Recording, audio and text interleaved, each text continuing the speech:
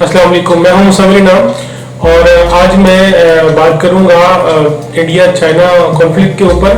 और उन पॉइंट्स को जो है एक्सप्लेन करने की कोशिश करूंगा जो शायद इस दुनिया की नज़र में नहीं है और इंटरनेशनल पॉलिटिक्स में बैकएंड पे क्या हो रहा है और उसको कैसे इम्प्लीमेंट करने की कोशिश की जा रही है। हालांकि वो इम्प्लीमेंट नहीं होंगे बल्कि उसमें उनको जो है मुख्तलिफ किस्म की प्रॉब्लम्स का सामना करना पड़ेगा। सबसे पहले हम बात करेंगे जैसे चाइना ने इंडिया के ऊपर अटैक किया है और तकरीबन 60 मुरबा किलोमीटर का एरिया फतह किया है।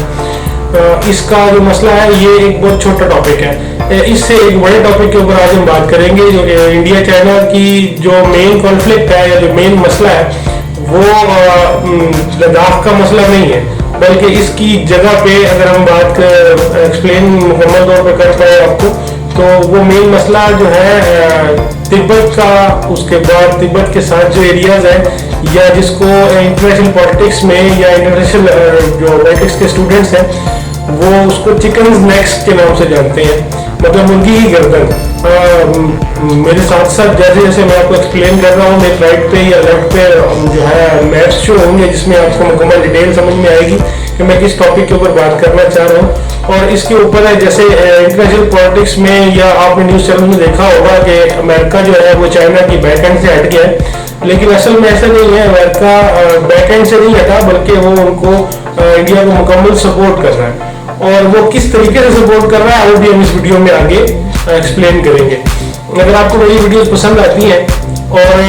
आप मज़ीद ये वीडियोस देखना चाहते हैं मुख्तलिफ इंफॉर्मेटिव और मुख्तलिफ ऑनलाइन लर्निंग के हवाले से तो मेरे चैनल को लाइक करें, शेयर करें और सब्सक्राइब लाजमी कीजिएगा और बेल आइकन को लाजमी दबाइएगा ताकि आने वाले दिनों में आपको मेरी तमाम वीडियोस मिलती रहें। तो हम बात कर रहे थे इंडिया चाइना कॉन्फ्लिक्ट की और उसमें अमेरिका का किरदार। मैं बात करूंगा कि पिछले एक हफ्ता या 10 दिन पहले अमेरिकन जो पार्लियामेंट है उसमें एक बिल पेश हुआ है। अब वो बिल जो है मिस्टर स्कॉट पेरी है, ये पेंसिल्वेनिया से रिपब्लिकन पार्टी को रिप्रेजेंट करते हैं, उन्होंने पेश किया है और उन्होंने उस बिल में ये डिमांड किया है अपने सदर से, मतलब डोनाल्ड ट्रंप से कि जो तिब्बत का एरिया है इसको एक आज़ाद रियासत या एक आज़ाद मुल्क तस्लीम किया जाए। मतलब ये कि अमेरिका वो पहला मुल्क हो जो तिब्बत को आज़ाद मुल्क तस्लीम करे। इसका आने वाले वक्त में क्या असर होगा? सबसे पहले अगर अमेरिका इसको एक्सेप्ट कर लेता है, उसको आज़ाद रियासत तस्लीम कर लेता है तो वो अपने उस पावर को इस्तेमाल करेगा और यूएन में जाकर ये इम्पोज करने की कोशिश करेगा या इम्प्लीमेंट करने की कोशिश करेगा कि जो यूएन के बाकी ममालिक हैं वो भी इसको एक्सेप्ट करें कि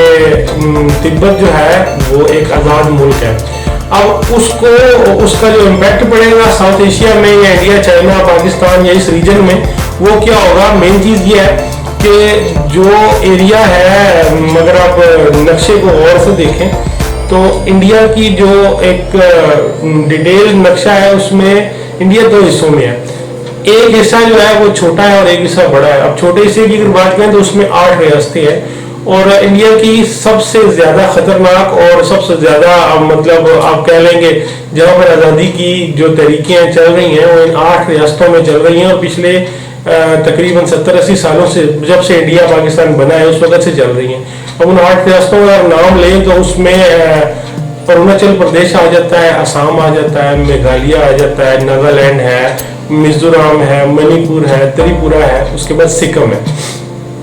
अब जो कॉन्फ्लिक्ट है जिसके ऊपर चाइना खामोशी से बड़े अरसे से काम कर रहा है और तकरीबन 99% मेरे हिसाब से उस पे वो अपना होमवर्क कंप्लीट भी कर चुका है और उसको इम्प्लीमेंट कर रहा है। अब वो क्या है, अगर आप नक्शे को डिटेल से देखेंगे तो सिक्किम का जो एरिया है वो बेसिकली इंडिया चाइना बॉर्डर है, लेकिन इससे थोड़ा सा नीचे आए तो इसमें एक तरफ नेपाल है, एक तरफ भूटान है और नीचे बांग्लादेश है जो समुद्र तक जाता है। इस बिल्कुल इन तीनों मुल्कों के दरमियान में एक बहुत छोटा सा कॉरिडोर है, बिल्कुल छोटा सा एरिया है जिसे हम सिलगरी कॉरिडोर कहते हैं। अब ये सिलगरी कॉरिडोर जो है इसकी जो लंबाई चौड़ाई है वो कहीं पर 15 किलोमीटर है, कहीं पर 20 किलोमीटर है और एक मुकाम पर आकर तकरीबन 7 किलोमीटर रह जाती है। मतलब ये कि इन 8 रियासतों में पहुंचने के लिए इंडिया को इस एरिया से गुजर कर जाना पड़ता है। और इस एरिया को अगर इंडिया में या इंडिया के इस एरिया को दरमियान से काट दिया जाए तो ये जो 8 रियासतें हैं इनका इंडिया से ज़मीनी रब्ता 100% मुनक़ता हो जाता है। और समझने की बात यह है कि इन 8 रियासतों में जितना भी बैकअप है, चाहे वो आर्मी का है, चाहे वो आर्मी का एमुनेशन है, चाहे वो आर्मी का खाना पीना है या वट एवर, जितना भी सपोर्ट है वो इस जो सिलगुड़ी कॉरिडोर है इससे ट्रेन के जरिए और एक डबल रोड है उसके जरिए इन 8 रियासतों तक पहुंचता है। अब नेपाल की अगर बात करें तो नेपाल की कंडीशन इस टाइम ये है कि न्यूज़ चैनल में आपने देखा होगा कि नेपाल ने जो है इंडिया को आंखें दिखाना शुरू कर दी हैं और काफ़ी जो है एग्रेसिव मूड पे है नेपाल। बल्कि अगर सोशल मीडिया पे आप देखें तो इंडियन जो लोग थे जो नेपाल विजिट करने आए थे उनको नेपाल के लोगों ने मारा पीटा भी है और अपनी नफरत का इजहार भी किया है कि काफ़ी अरसे से जो इंडियन इन्फ्लुएंस था नेपाल में, जैसे मशहूर तरीन वाक़या है, एक पाकिस्तान के कर्नल थे जो वहाँ से अगवा हुए थे और अभी तक वो पता है उनका कोई पता नहीं है कि वो कहाँ पर है, रिटायर्ड कर्नल थे। और क्योंकि नेपाल में इंडियन इन्फ्लुएंस बहुत ज़्यादा था तो पिछले कुछ अरसे में मतलब पिछले कुछ सालों में 2013 से ये सिस्टम शुरू हुआ था चाइना का वन बेल्ट वन रोड का। उसमें चाइना ने जो अपने एग्रीमेंट्स किए थे दुनिया के मुख्तलिफ ममालिक में तकरीबन 65 ममालिक हैं जो इस वन बेल्ट वन रोड में शामिल हैं। उसमें इन तमाम मुल्कों का भी फ़ायदा है और सबसे ज़्यादा फ़ायदा चाइना का है। उसमें एक जो बड़ा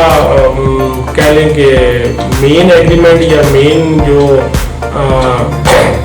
हुआ था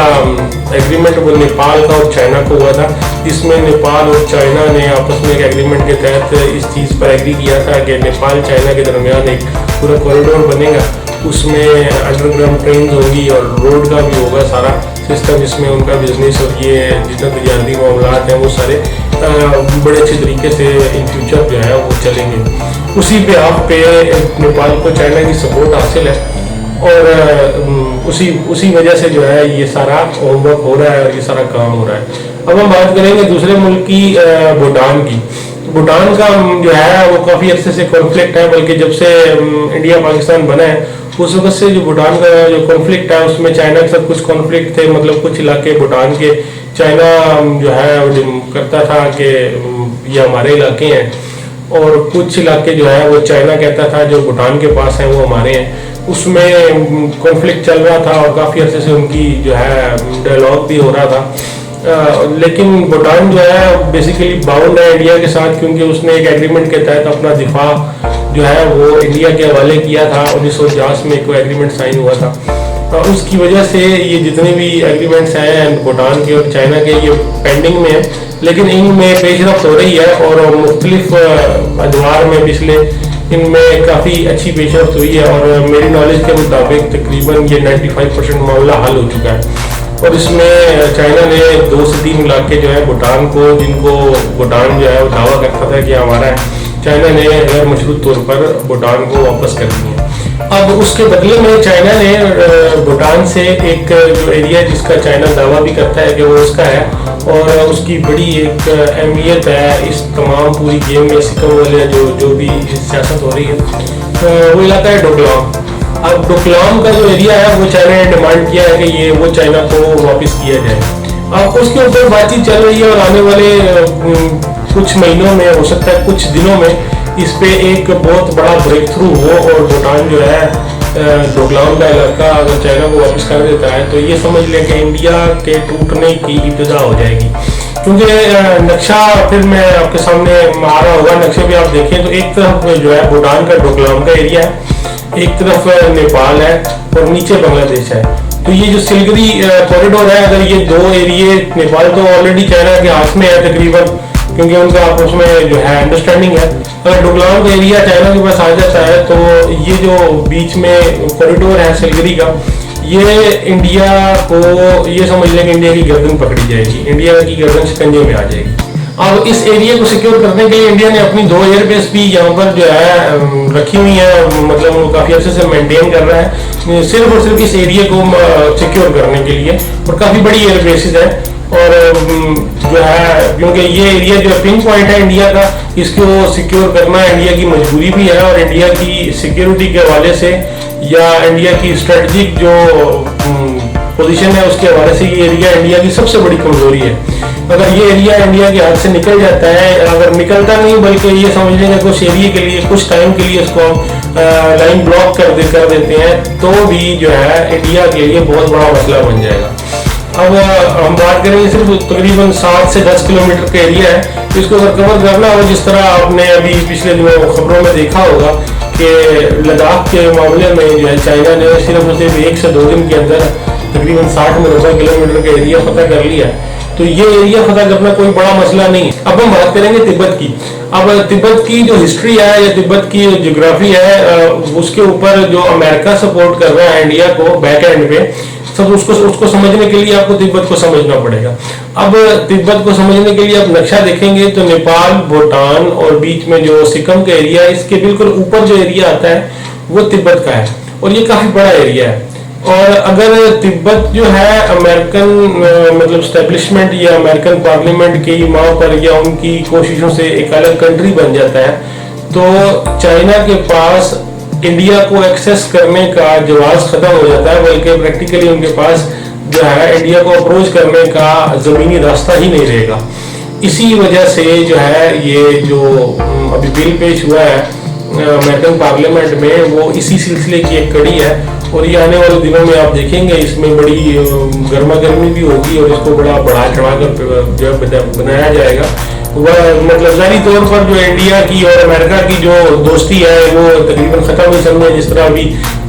जो इंडियन डिफेंस मिनिस्टर हैं उन्होंने अमेरिका को पैगाम भेजा है कि हम जो है अपने दिफा के मामलात हैं या चाइना से जो भी हमारे मामलात हैं वो हम खुद जो है